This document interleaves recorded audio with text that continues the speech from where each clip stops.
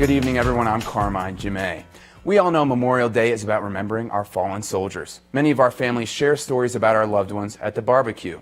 And while doing so, watch the game that's been around since before the Civil War, baseball. Today, the Rockies hosting the Diamondbacks in Game 1 of a 4-game series. Down 3-1 in the bottom of the seventh, but Nolan Arenado changes that. With the bases loaded, he hits a 2 RBI single to left to tie the game. Nolan's hitting .335 this season, by far the best of his career. The game went into extras. Bottom of the 11th, Ian Desmond up. He hits one deep and back. Everyone thinks it's a homer, a walk-off, but the umpires rule it stayed in the ballpark. The next batter is Raimel Tapia. He hits one to right center. Desmond chugging around the bases. And this time, it is a walk-off. Ian Desmond scores, and the Rockies win 4-3. Tapia mobbed with baby powder. And this is starting to become a habit for the Rocks. How about yesterday, tied with the Orioles in the bottom of the ninth? Bases loaded, 1 out. Tony Walters hits one deep to left field. It's caught, but pitcher Jeff Hoffman tags at third, turns on the Jets, and he scores. And Rockies win that one in a walk-off as well. Tony Walters, the hero. That's the Rocks' third walk-off winner in 4 games. And that includes tonight and Trevor Story's walk-off homer on Friday.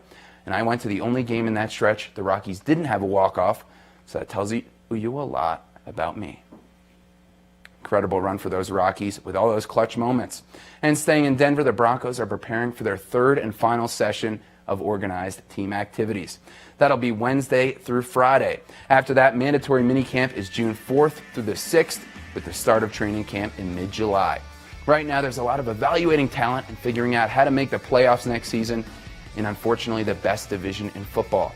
Well, on that topic, first-year head coach Vic Fangio has a pretty simple approach.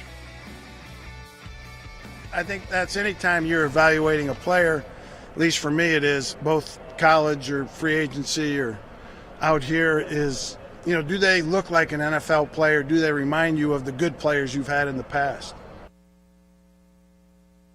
The Polk football team might have a future NFL star in kicker Cooper Rothe.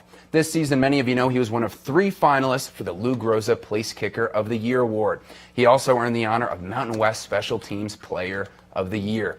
And at one point, Cooper had the longest streak of consecutive field goals in the country with 18. Now entering his senior year, he explained his choice to play for the Cowboys.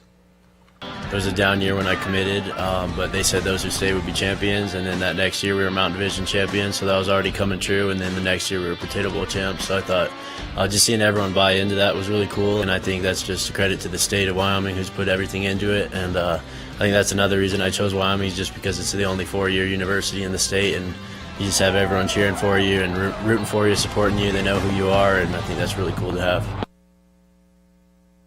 And tonight, many of you know, was Game 1 of the Stanley Cup Finals. St. Louis Blues at the Boston Bruins, and the Blues were up 2-0, but they end up losing 4-2. Boston wins it, so they're up 1-0.